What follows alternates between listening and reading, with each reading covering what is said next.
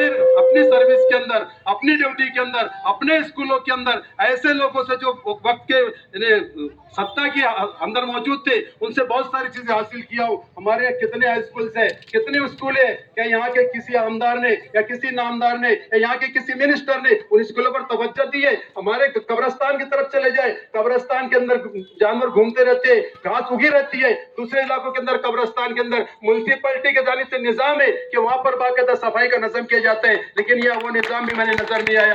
पानी का नजम यहाँ पर जो है, पहले 15-15 दिन के बाद पानी आया करता था, फिर 8 दिन के बाद पानी आता है, 5 दिन के बाद पानी आता है। हमने वो दौर भी देखा, नरेंद्र वो जानते हैं कि वो अपने कंधों पर अपने बर्तन लेकर 4-4 कोसर 5-5 मीटर जाकर पानी लाया करते थे। लेकिन इन्होंने 120 एकड़ जमीन जो है खरीद कर हमारे येवला वाले को वक्फ की है और पूरा इतना बड़ा वहां पर तालाब बना है और वो तालाब से पूरे लोगों को पानी सैराब हो रहा है। और दूसरी स्कीम उन्होंने और लाई है कि आपको रोजाना पानी मुहैया करने का उन्होंने वादा किया है और उस स्कीम को सबमिट कर दिया गया है कि इस गांव से लेकर यहाँ तक पानी आएगा और इधर से पाइपलाइन का नाम लेकर रोजाना येवला वालों के लिए पानी का निजाम होगा। तो अजीज दोस्तों, सोचने की बात है कि आज हमारे पास नौजवान उम्मीदवार खड़े हुए हैं जिनके पास करने का जज्बा है, कुछ करने का हौसला है। अभी आपको चंद मिसालें दे सकता हूँ, छोटी छोटी मिसालें हैं। आज से चंद दिनों पहले एजाज मेंबर साहब ने हमको एक जगह लेकर गए, वो था कराड़े साहब का ऑफिस।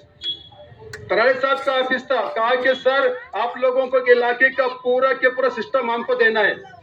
अब वो सिस्टम कहां पर है? भिवंडी के पास है।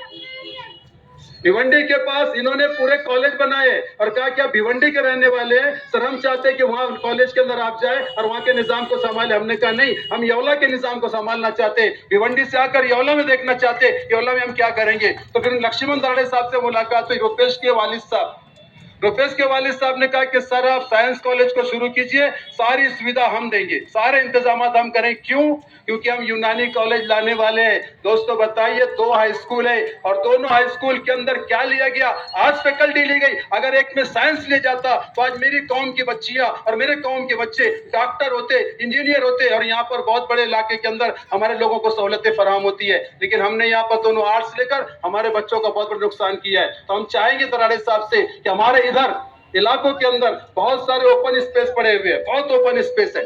आप एक भी ओपन स्पेस को बताइए कि किस इस्तेमाल में लिया गया है। हमने 2 फाइल सबमिट किया म्युनिसिपैलिटी के अंदर, 2 फाइल ओपन स्पेस के लिए, लाइब्रेरी के लिए, लेकिन दोनों के दोनों फाइल जो है म्युनिसिपैलिटी के दफ्तर के अंदर मिट्टी और धूल खाती पड़ी हुई है। हमको वहां से कोई परमिशन अभी तक नहीं मिली है। उम्मीद है कि ये जब यंग जनरेशन वोट चुन कर जाएंगे वहां पर और दराड़े साहब की फैमिली से वहां पर लोग जाएंगे तो वो फाइल हमारी फौरन पर आएगी और वो काम हमको मिलेगा और यहाँ पर हम कुछ ना कुछ करेंगे। तो आप लोगों से गुजारिश है कि 2 तारीख जो है आपको बुला रही है, 2 तारीख आपको बुला रही है कि आओ अब तब्दीली लेकर आ जाओ, आओ और नया इनकलाब लेकर आ जाओ। अगर ये 2 तारीख में आपने गलती की, देखिए 5 साल के लिए बहुत बड़ी गलती आप लोग करोगे।